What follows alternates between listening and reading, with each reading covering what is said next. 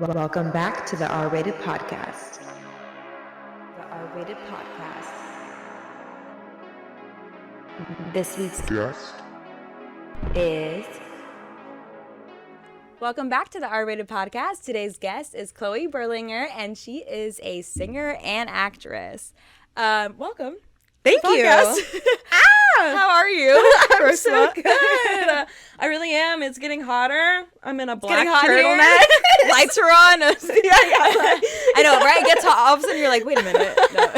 No, you're doing great. Thank you're doing you so great, sweetie. Thanks, Mom. Where are you from? Let's start this off. Yeah. Where are you from? I'm from Austin, Texas. Oh shit. Okay. Yeah, I kind of did the opposite. Everybody, I think, moved. Yeah, they moved to Austin. That's like the hip part of town now, and I just came to Los Angeles. Why did you want to come here? What sparked that initial, like, I want to be in the industry? Was it like a movie or Yeah, a certain someone? I think a certain someone I just saw. No, it's like I was thinking about this all day today.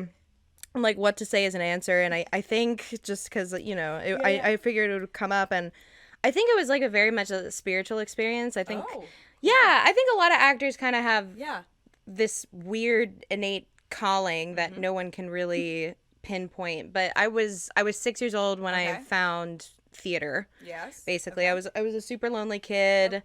I was a only child for like 10 years. I was gonna say no siblings. Right. Yeah. Okay. I do now. I have 2 siblings now. Oh, okay, cool. But they're 10 years younger than me. Okay, so there's a little bit of an age gap. A little age gap. I get the age gap. I'm 16 years older than. Really? My mom got remarried, and she got remarried and had 2 more kids. So my sister's 10 and my brother's 9. So yeah, I'm 16 and 17 years older than my siblings. Oh my god. Yeah, so I'm like, I get it. Like it's No I wonder get it. I you get didn't it. have a reaction, because normally when No, I was say like- 10 years, people are like, what? And I was just like blank, like, Yeah. okay, tell me something. I'm like, that's normal. No, I'm just kidding. It's not normal, crazy. but like, it's also like, it's not like not unnormal nowadays. I feel like. Yeah, definitely. Yeah, I think when you grow up with such a big age gap, you have a different relationship, with your siblings. It feels a little bit more I want to say maternal. I'm not their mom, but it's a little bit more maternal. I do see my younger siblings more as like I don't want to say like I'm their mom, but like I already get like they kind of just see me as like, oh, like I look up to you, like you're my you take care of me, like. And then when we'd like go out and I was living at home, I would like carry my sister because she was a baby, and then like people would just automatically think like that was my kid. Like I was like a young mom, and I was like, it would bother me so much. I'm like, I don't want to hold her. I don't want to hold her. Oh no! It was just like a little phase, like a little stage I went through, because I was like, I don't want people to think that she's my baby, but it doesn't even freaking matter. But Yeah, no, it's true. It's true. Yeah, you don't want to. You don't. You're the sister. I'm the sister. I'm like, I'm the sister, and that's how it's gonna be. Like, Absolutely. Just please, Totally. But okay, so. You found it through theater. So I found it through theater, 6 years old. I basically was like, oh, I get to go with a bunch of kids and get stuck with them after school and also have an activity. That's fun. That sounds amazing. Yeah. So I did that, and then I think like the spiritual aspect of it is like the seriousness which I took it, like even at that age. Like I remember being 6, we did a play, Annie Jr. Little Annie Cute. Jr. Okay, what was your role? My role was maid number 2. Very important. Maid number 2. Don't get it twisted. Yeah, don't get it twisted. Not maid number 1, maid number 2. Okay. Love it. And I said, hey, you could have said, hey, I was maid number 1, and I wouldn't have known. You the know difference. what? Like, it was. I love it. You're This maid is number honesty. 2. Represent. Hell yeah. Okay. So tell me, how was that like first theater experience? Like, how was that stage presence? Like, was it cool seeing your parents in the audience? Like, it was so, I don't remember too much, but I remember the distinct experience of being like, okay, I'm going to be the most authentic actor I can be. And I'm like, okay, as a maid, what is an authentic, if I clean behind the furniture, that makes me like I'm actually cleaning. Yes. So I remember there was like a Christmas tree on set, and I thought, you know what, a real maid would clean behind the Christmas tree. So I cleaned behind the Christmas tree. My parents couldn't see me the entire play. They thought I was They're like trying to film me. Go. Yeah, there's like a film somewhere of just like them searching for me and I'm not there. And Oh, that's great. Oh, I love so that. fun. Yeah, so I remember being really, really into it at Yeah. even a young age Yeah. and just taking it super seriously. And then fortunately that like just carried on into my adulthood. And Cool. I was in high school and I was reading, high school in Texas where it's like, it's not in Hollywood where everybody wants to be an actor, you know? Right, yeah. Or New York or Atlanta or whatever. And so I just took it at a very serious point. I was reading Uta Hagen and Stanislavski and all these theater theorists and Cool. and then I decided after I graduated high school that I Okay. was just gonna like take the plunge and move to So Los you moved Angeles. after high school. You were like, I'm out. Yeah. Oh, shit. I was prepped. Oh, you want me to drop some bombs on your Yes, podcast? yeah. So It's R-rated podcast. Come on, let's hear it. I was prepped to go to college. Yes. I was an academic student. Like I cared a lot about my grades. And my dad's a college professor, so I was like, I really wanted to go. Okay, well, yeah. I mean, it makes sense. You want to make your dad proud, right? You're like, Yeah. you're a professor. Like, the academics make sense. Like, you want to do well. I get it. Yeah, exactly. Yeah. I want to do well. I want to be studious, whatever. Yeah. I want to impress dad. Yeah, yeah. And then, when I was 18, I actually was diagnosed with cancer. What? Oh, my God. Yeah, I had. How did you find out? Total accident, actually. Really, really crazy. My dad has hypothyroidism. Okay. And anybody out there who has hypothyroidism, you should get checked no matter what age you are. But he had hypothyroidism, and my parents were like, hey, she's 18, like maybe she should go check to see if it's hereditary, so let's go see if she has it. Right. The doctor said she doesn't need to get checked. And then my mom was like, I kind of want to get checked anyway. So we checked. Yeah. And then they were like, you got some lumps. And But then... you never, like, up until that day, like, you didn't feel anything, like, different? Like, No. you wouldn't have known if they didn't, like... I had symptoms. I had a lot of symptoms that I didn't realize were symptoms. Like, Okay. for example, I was really lethargic to the point where I could not get out of bed, and my parents were like, "You lazy sack of shit! Like, go to." But maybe they thought it was, like, puberty or, like, I don't know, like, just being a teenager. Exactly. Like, they were like, teen angst. So I'm like, yeah. And you're like, no, like, something's wrong. yeah. So that, Shit, and I was okay. losing hair, and I was That really, is really. your hair is so full and amazing right now. So I'm like, Thank wow, you. like to hear that there was a point that you were actually losing your hair like that. Wow, what a transition, but also so scary that to experience something like that, like especially a disease and illness that we know can have a scary outcome, and like Yeah. it's not always like, you know, when you hear that you're like, oh shit. So what were you going through at 18, like hearing that, like? Yeah, I fuck. I don't. Sorry. Yeah. Should I cuss? No, I don't know. I cuss so much in my that daily was honestly life. probably the most honest answer. Just fuck, right? Like, I don't fuck know. this. It was weird. Okay, so first of all, it was a really treatable cancer. So that was the good news. Okay. The bad news is that it was at 18. I didn't get to go to my second semester of high school. I didn't get to say goodbye to my friends. It postponed college for me. I was not well enough to go. And then it just really affected me emotionally in the way that, like, oh, I'm 18 and my body is already killing me. That's basically what was going through my brain. Yeah. But in a weird, very messed up way, like, it caused me, I think, to evaluate my own mortality at a really young age and really decide, like, okay, what do I want? Yeah. Really, really quickly. Wow. Because what happens if I'm 60 and this happens? You know, a lot of people get sick in their elder years, so, you know, who knows? Yeah. But, so it made me decide what I want, and then ultimately was like the reason why I moved to Los Angeles and was able to, instead of going to college and doing that route. And what did your parents say? Like, were they worried about you being, like, you know, leaving the state, or were they, you know, supportive? Like, how was that? Yeah, they were super. I think they were super supportive. Okay, good. They were super supportive. Period. I was very fortunate enough to, like, receive.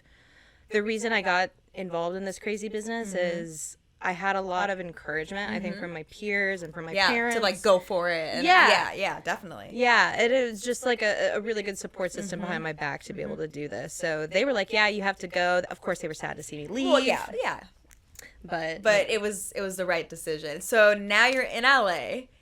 yes. And what was your first, like, what were you thinking? Like, how different was it than Texas? Was it different than Texas? I grew up in Austin, so it's Okay. kind of like Yeah, what is that like? Austin's kind of cool and hip. Okay.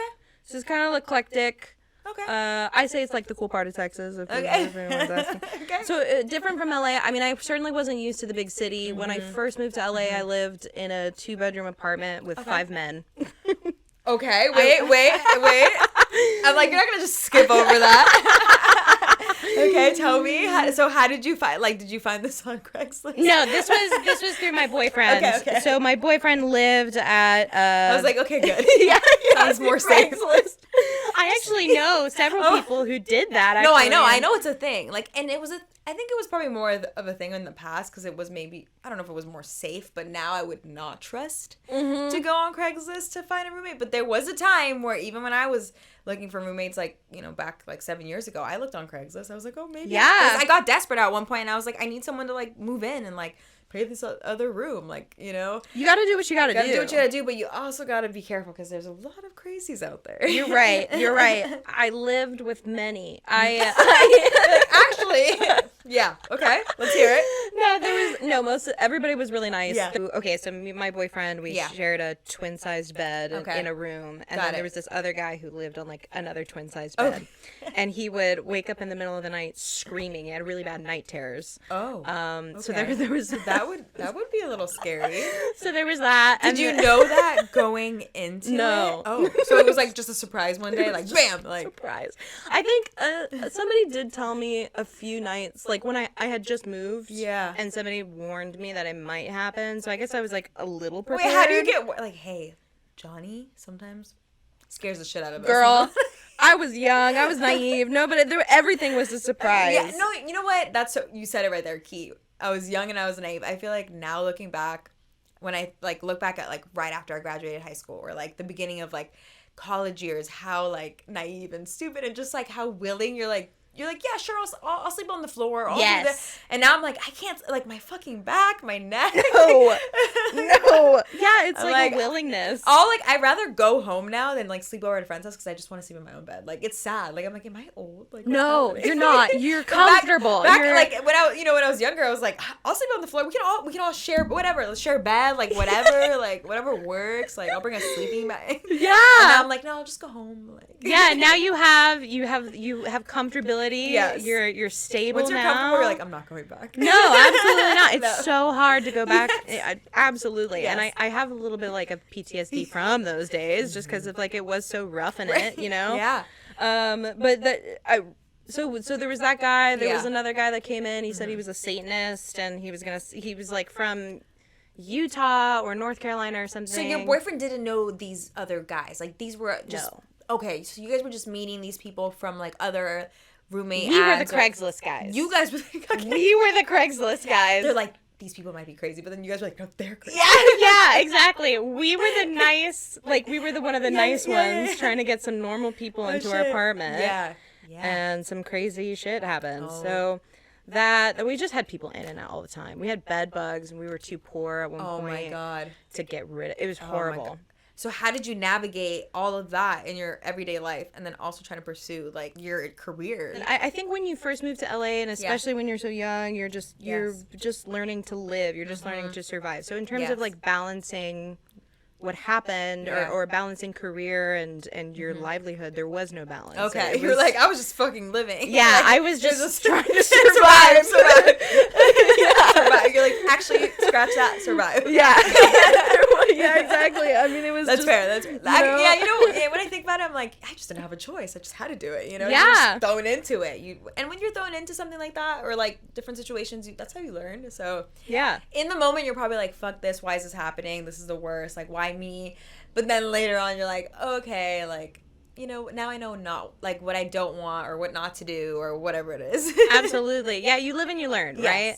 And when you move to a big city, you're just thrown into it. Yes. So there was no balance. It was just learning to survive, jumping from part-time job to part-time job, meeting people. It was a really fun creative time because it was like you had to find ways to stay creative while you're jumping. Yeah. So you said your career started to really pop off for you in 2020. Yeah. What happened in 2020? So I was auditioning a lot before then. I have an amazing manager. Her name is Dolores Cantu of Cantu Management. Shout out. She's been my manager for like the last 4 or 5 years. I was auditioning, but nothing was really catching on. And then in 2020, I booked a couple of series of commercials. So that was really Those good. are fun. What kind of commercials were they? I was in a Nintendo commercial that I booked prior to the pandemic, and then it got shut down. And I thought, oh my God. Yeah, with the whole world, right? Everything got shut down. With the whole world, I thought, oh my God, my life's over. Yeah. And Yes. and then I was there too. I was like, oh, there we go. yeah, you were there It's too. over. We were all there. It's over.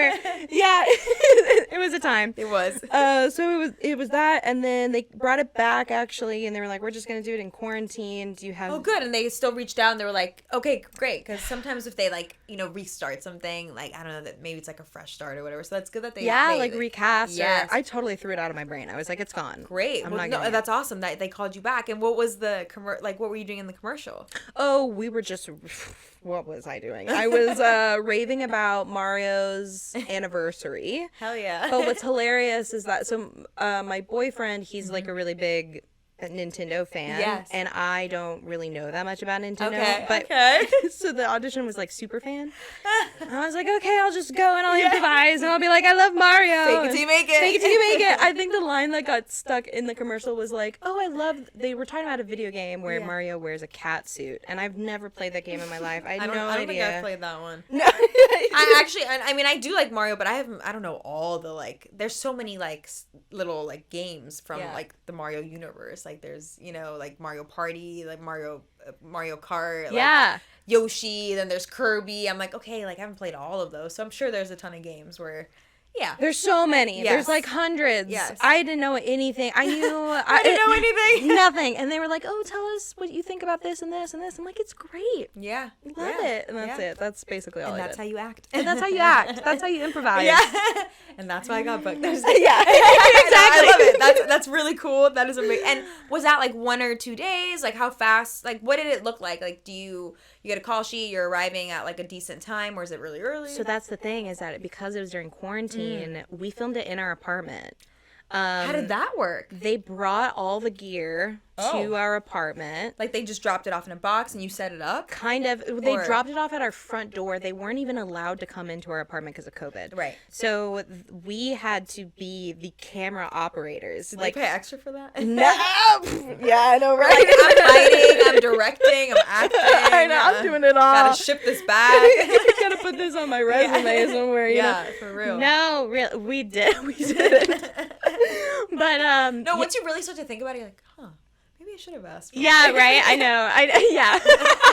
It was weird times. People were just trying to get work to get done in the way that they could without getting sick. I mean, everyone was terrified. Yeah. too. No, I know. It was really. So you're doing it from home. You're setting. Did it almost feel like a self-tape kind of? Yeah, Okay. it felt like a self-tape, and then the directors, sorry, I keep bumping this. The directors even were on a Zoom camera, like, directing us. Oh, okay. And then it was the hottest day of the year. We had to have our AC off. We had to rearrange our furniture. It was a lot. It was a really, really crazy way to be introduced to, like, oh, this is my first, like, real acting And it's that's interesting. gig. Yeah. So that A was learning crazy. experience. A Right? learning A experience. A sweaty learning experience. I actually saw one of your commercials when I was swiping through Instagram, and it was the Neiman Marcus one. I literally was, just scrolling, and then I was like, it was just so eye-catching, and like your energy and your attitude was so good, and I was like, wait a minute, I know her. Yeah, I was like, oh shit, I think I sent it to you. I don't know, but I like definitely made a comment. I was like, I know her. So that was really cool. How was that different from your Nintendo commercial? A million times crazy. I mean, so that was a fashion shoot, so it's a totally different industry too for doing a commercial. Can we talk about that? Because I love fashion. Yeah, it was amazing. I mean, I was wearing the most expensive things that I've ever been around. So did you get to tell them what your style was, or was it hey, we have these picked out for you, or was it a summer collection or a winter collection? What was the theme or vibe? I think it was a collection. What collection it was, I'm not I'm not Yeah, sure anymore. yeah. But they basically said, we have these dresses, like, let's try you on at a bunch of them. Fun. And then, yeah, it was Every really girl's fun. dream, literally, like, oh, please, like, try on all these outfits. It was I'm so like, yes! cool. I called my mom afterwards. I was like, I just want Dolce & Gabbana. Hell yeah. That's cool. Yeah, I it was was gonna really say, cool. like, did you have a favorite outfit or? Yeah, there's this pink one. I Yeah. think it was a Dolce dress. Nice. There was a pink one that I really enjoyed. It was like kind of like a mini dress. Love that. It was so awesome. Everybody there was just so nice. Because I had to work with the Nintendo commercial was Yeah. only people you were quarantining with. So this one is like I get to meet other It actors. was like you were and actually on set and you were Yeah. around people. Okay. around people doing my thing, and we did a print shoot too at the same time. So So yeah. So does that mean you're taking photos? Like for people Yeah. who wouldn't know, like, all right, does that mean you're doing like?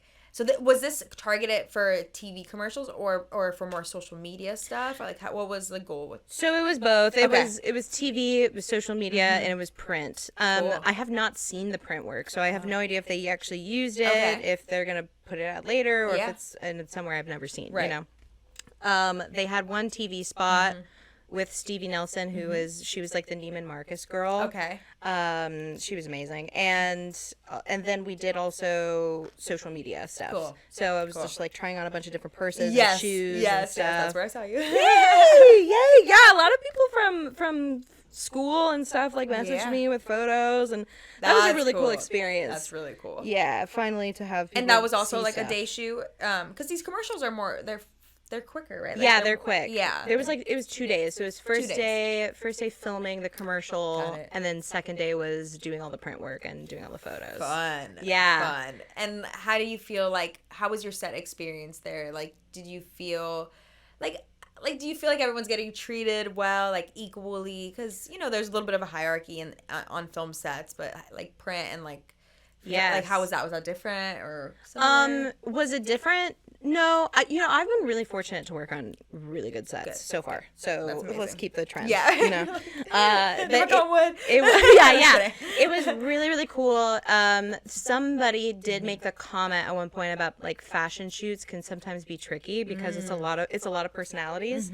But they were saying that this was like just like the most smooth, fun that's great. energy That's great. commercial that they had done in a long That's time. amazing. So that was cool. Oh, fun. Yeah. Okay, amazing. And you recently said you also just finished working on something, right? Yes. Yeah, I'll let you. So me. I just booked a reoccurring guest star on the show Raven's Home, which is With the- Raven Simone? Yeah, with Raven So Simone. exciting. Okay. Yeah. How? Wait. Okay. Did you prepare for this, or was it like your manager was like, hey, like audition for this, and then you like went in somewhere, or is it still like over? Like, do you send in a tape? It was a tape. It was still a tape. So I was gone for 3 months. Right. As you know, I was in Texas for about 3 months Yes. for my dad. My dad had a heart attack. So Oh my God. he's alive. Is he okay? Yeah. He's good. Thank God. Okay. He had less than 5% chance of living, and he like lived. Oh which, my! Wow. Yeah. God bless. Amazing. Yeah. He is definitely someone looking after him as well up there. So that's Absolutely. amazing. It was Wow. crazy. So I was gone for a long time, just like being with my family. Yeah. And then course. I got home at 7 a.m. in Los Angeles. I took a flight. And then at 1 p.m. I had the audition. It was that day. But like in mental, like, because you're going through a lot of stuff right now mentally, right? Like this is your dad. Like how does that not, like, obviously all these emotions are going to stay with you. And then you have this like big audition. How were you able to like separate that from, your everyday life? I thought, thank God I Yeah. needed this because it was hard being in Texas for such a long Yes. time and being away from the potential of my career. Like Yeah. what auditions am I missing on Right. being here, Right. So I really needed that, and of course it's like a comedy, which I think is It's one good of my to strong laugh suits. and yeah, and laugh and Yeah. just have a good time. Yeah. So it was pretty. I think it was pretty easy for me to like kind of throw it away in terms That of. is so cool. Like, okay, so what, like, who's your character? Like, are you allowed to talk about it? If Yeah. there's anything you're not allowed to talk, just say I can't mention it. But yeah, like, who's your character? Like, what can I talk about? what's the show about? Like, is this Yeah. a spin-off off of That's So Rave? It is. It's like the reboot. Okay. It's like the yeah. reboot of That's So Raven. Okay. And she's older now. She has kids. She has kids. Yeah, Oh she has my. kids. So, yeah. Okay, I haven't seen the show, so now I'm curious. I really want to see it, and especially because you're on it. I'm definitely gonna watch it. Thanks. No, Yeah. of course, gotta support. Okay, so she has her own kids now. Yes. So she's like what, like in her mid-30s maybe? Ooh, I don't know. Okay. Whatever. She has kids. She has kids. How old are the kids? Like, They're it's older. such a trip because I'm like, I used to watch her and she was the one going through high school and stuff, and now I'm like, wait, she has kids? Like, Right? I know. I What's- love I mean, That's a Raven. yeah. It was one of the yeah. exactly. I was watching. So the guy who plays her son, his name is Isaac. Okay.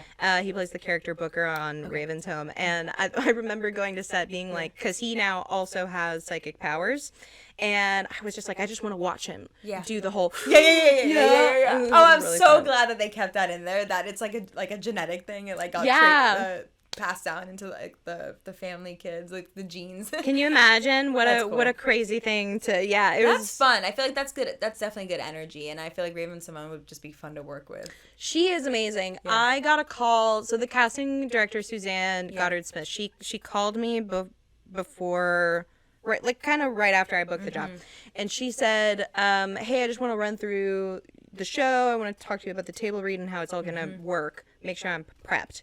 And she said, when you see Raven work, she is like the modern I Love Lucy. Okay. And then watching her on set, literally just at the table read, she was so freaking funny. Oh my Like god. just naturally funny. Just like, Not naturally. even having to. I could see that. Like she just, like I could just like. I've watched a couple like interviews of her like on like talk shows, and she just like naturally always just had that vibe. Like she doesn't seem like she's trying. Like it just comes so effortless. I'm And like, effortless. Yes. And she's been doing it forever too, you know? And she's become she's always been an amazing performer, and just like watching what all of that experience does and how she uses it, it was just like, it was a treat to watch. wow. Yeah, and she directed, so I've been on 2 episodes. Cool. They released the first 5 episodes of the season. It's Okay. season 6. Okay, and that's on Disney Plus. Disney Plus. I have Disney Plus. Hell yeah. Not to get too deep into the subject, we were just talking about the WGA strike, Yeah. but they were saying that like the average subscriber has only 2 account, like you only pay for about 2 accounts.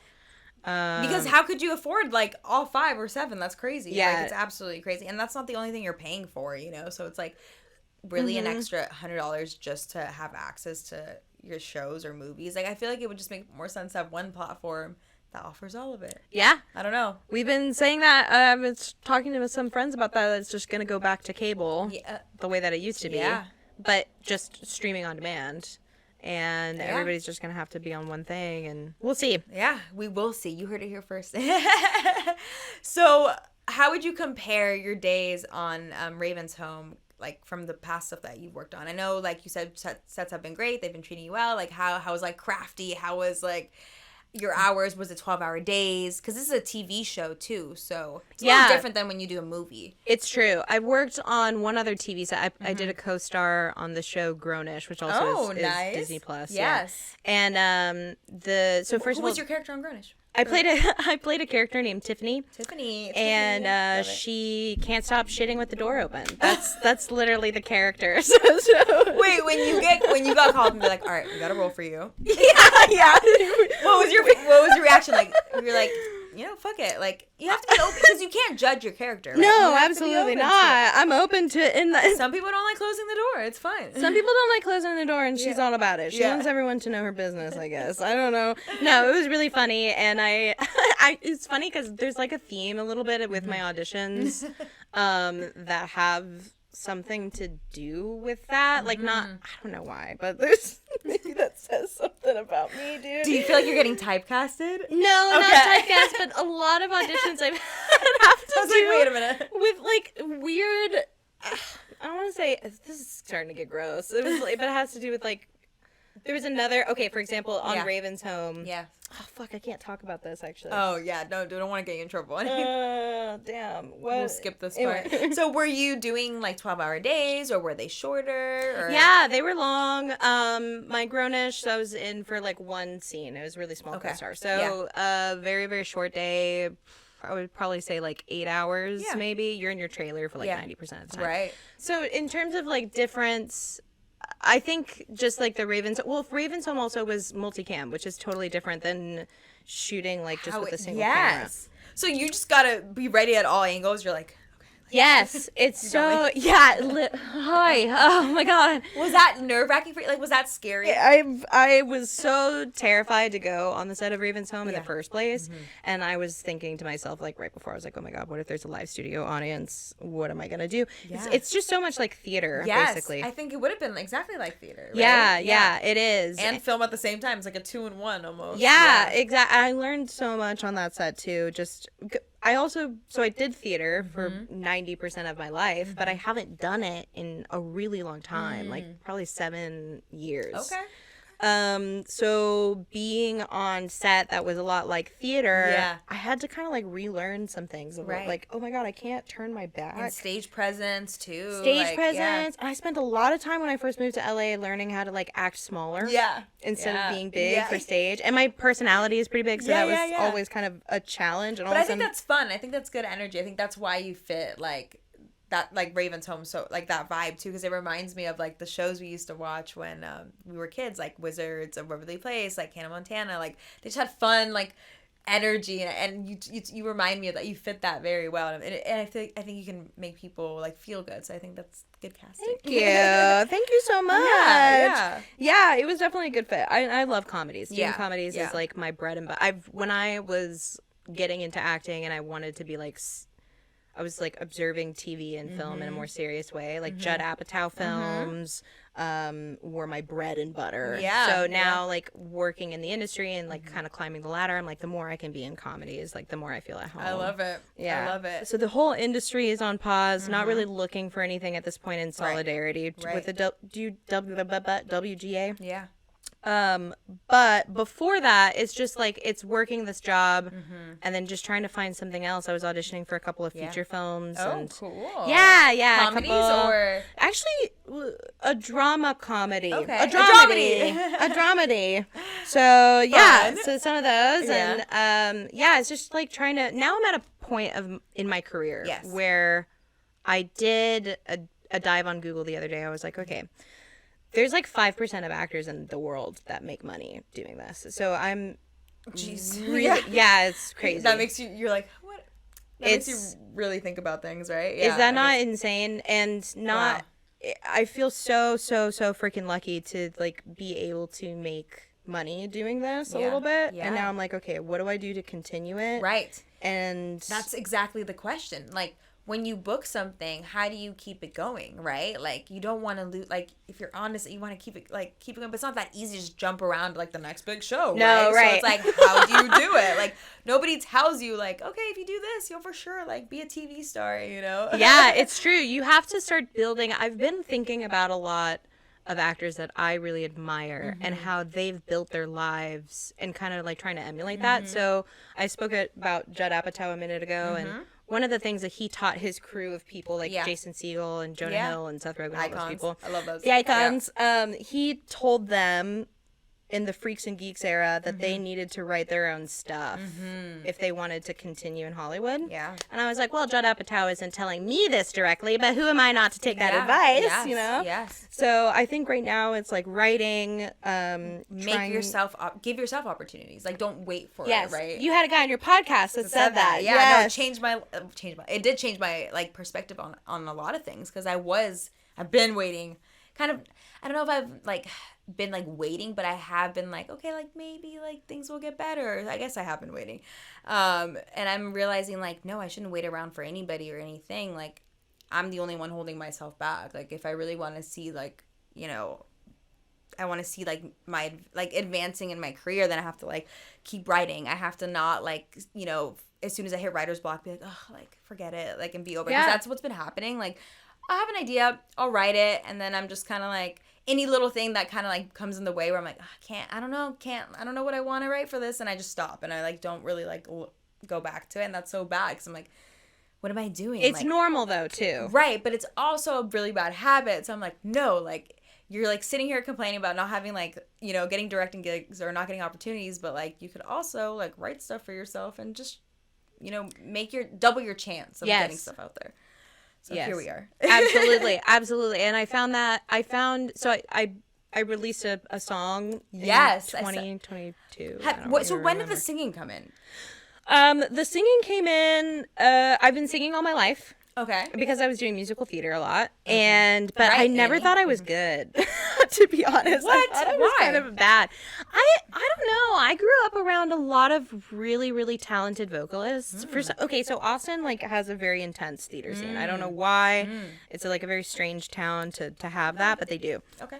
So I was around a lot of really Yeah. talented musical theater kids, and I think I was just comparing myself to them a lot. And then on top of that, I don't know an instrument, so I had no way of doing it on my own unless I was going to learn an instrument, Yeah. which it just is You're hard. like- yeah, it's very hard. Yes. Yeah. So, but anyway, so I partnered up with Jeff Kinsley, who produced the song "How's the View" Yeah. that I released under the stage name Dorinka, which is I was my gonna middle ask name. you where did your stage name come from? Was this like a new persona, or your alter ego, or like what? Like how did you who is this person? Yeah, I definitely think it was. It's funny. It started as an alter ego. Yeah. So the project itself began a little bit before the pandemic. Okay. But then during the pandemic is really when I got to sit with it and be like, okay, what do I want this to be? Who do I want this to be a character? Like, what does my music mean to me? Yeah. Also, I just need to put something out there Yeah. because there's nothing going on in the Yeah. film industry right now. During the pandemic. I kind of decided, okay, this is like an alter ego persona. This is like my edgy side. Now I think they've kind of blended into the same person. It's very meta, very weird. Let's talk about it. Okay, so it's 2020. You said when you released the song, right? 2021, I was working on it. Okay. And then I think I released it last year. So Okay. 2022. Okay, so before writing the song, did you already have your stage name like all figured out? Was like, or did it all come to life when you wrote this song? I had my stage name figured out Okay. because Dorinka is my middle name. Oh, cool. Yeah. What does it mean? Does it stand for something? I have no idea what it means, Okay. but it's with I have a Greek side. So my family is I'm half Swiss and half Texan. Cool. So half of my family lives in Europe, and then Nice. I found, yeah, it's really I'm cool. like, hey, that's cool. That's fun. I love It's that. nice. Yeah, it is nice. No, it's really cool, Yeah. and being able to visit. And I found out a couple of years ago that this middle name of mine is like a Greek name, and I had no idea. And anyway, but it's always a name that if anybody was mad at me, they would call me Dorinka. Yeah, exactly. And I thought, oh, that's kind of cool to like make it my edgy pop star. Yes, it does sound very. It sounds very like Disney villain almost, like cool, like Dorinka. I like Just kinda that. like cool, like in a very cool way, not like in a, in a negative way. I like Disney villain. That's pretty freaking cool. I know. Have you ever seen Once Upon a Time, the show with all the like storybook Yes. characters? Yes. The evil queen in that, who's like it's I think Snow White's like the main character or like one of the main characters, but the evil queen is like the main antagonist, and she's just like the most badass like villain I've ever seen. Like I feel like she like opened the like I was like if I ever like want to be like a Disney character, I'm gonna be a villain like for Halloween. Yeah. It's just, she made it so badass. I'm like before I used to always want to be the princess because it was like cute and like the main character, but I was like no, the villain. The villain. Okay, so you're like I'm gonna choose Dorinka, and you built like how did you make your song? Like how did that come to I was be? heavily inspired. I think if anybody listens to it, they'll sense it. But Yes. it's heavily inspired by Billie Eilish. Cool. Because when she came out, I basically was like, oh, there's a market for pop songs that are not happy Yeah. and like go lucky pop songs. Yeah. And I didn't really realize that before. I grew up with like a lot of metal bands Yeah, and like yeah. rap and music and Yeah. hip hop music in the back of my brain. I was like, none of this sounds like pop. So anyway, Yeah. when she hit the mainstream, I was like, okay, there's a market for this kind of music. Right. And then when it was written, I was working at a day job. Okay. I was working at a digital marketing day job. I was like a social media manager, and I was really, really unhappy, as many people are at their day jobs. Yes. And I was very, very underpaid for what I was Yes. doing. So I wrote a song about it. And I wrote a song about people kind of like Yeah. fucking over people who... Yeah. So everyday life, like jobs, yeah, literally what we're all dealing with. Exactly. Why the industry's striking right now, like literally. The whole world. Yeah. Exactly. So I think the song was sort of timely, and now I So realize you wrote the lyrics yourself. Yeah. Nice. So Yeah. you're a songwriter. I guess so. Yeah. No, I mean, hey, you're writing your own song. And do you have like where did you record this? Like how, like, did you rent a... I recorded it in my friend Jeff Kinsley's recording studio. Cool. He's an amazing, very, very stupid talented producer. Nice. That I had was fortunate enough to work with. So we recorded it in his studio. And then we actually have a few more songs that need to be released too. Oh, fun. There's more songs coming. There's more songs coming. love that. I have like a ballad that I wrote and that he produced as well that needs to be released. Nice. And I'm a very much a perfectionist, and I have a digital marketing background, like I said a minute ago. So I'm like trying to figure out how to perfect release that. Where do you like, what direction do you want to go with it? I think I want to do it for fun. That sounds kind of weird, but No. maybe not If it weird. makes you happy, like why not? It makes me happy. And it makes you feel good. And music makes other people feel good too, and they can relate to you. And I actually listened to a snippet of your song before you came, and I was like, oh my God, like, it's fucking true. Like, everything that you said. Yeah. So, yes. You can relate to all of that. Thank you so much. Yeah, I think it is. That song in particular is pretty relatable, especially with everything that's going on. And it really came from a super, super true place at the time. Because I didn't, when I moved to LA, I knew this was an expensive town. Yes. And it's just getting more expensive. And it's just getting more expensive. And when you are somebody who moves to an industry, you don't have connections, you don't have a lot of money necessarily. Like, it's a hard town to survive. Hard industry to survive in, yeah. Do you want to write more songs like that? Like more of current things that are happening or issues that are happening? Like, really, current things. I think so, yeah. I think definitely I write music around mental health, the concept of money, because it's just so prevalent right now. And mental health, money, and fame, like just trying to make it out here, you know? Yeah. So I've written a lot of songs like that. I'm really, really excited to release them in the future. But in terms of like where I see it going, acting is my number one. Okay. For sure. But music, I started it because I thought, well, I need to release like my own project, which goes back to what we were saying earlier. It's like you kind of have to make your own opportunities. Yeah. And even though it wasn't related to acting in any way, it actually did help my acting career. Right. It just kind of, I think, solidified my artistic side and like putting something public and. Yeah. And you made a music video? I made a music video. Was that your first music video for one of your songs? It was my first music video. It's so good. Yeah. It's so good. And the people who worked on it with me are so good. I also had this thing that happened to me when I released my first song where I realized how absolutely terrifying it is to release your own thing. It is. It's the scariest. It's like one of the scariest things It I've is. ever done. I think it's scary releasing it when you know, like, you also know the people in the audience that you're releasing it to, or like whenever I release an episode, I'm like, oh my God, like, and then like people will be like, oh, is this your podcast? And they like play it in front of me. I'm like, stop.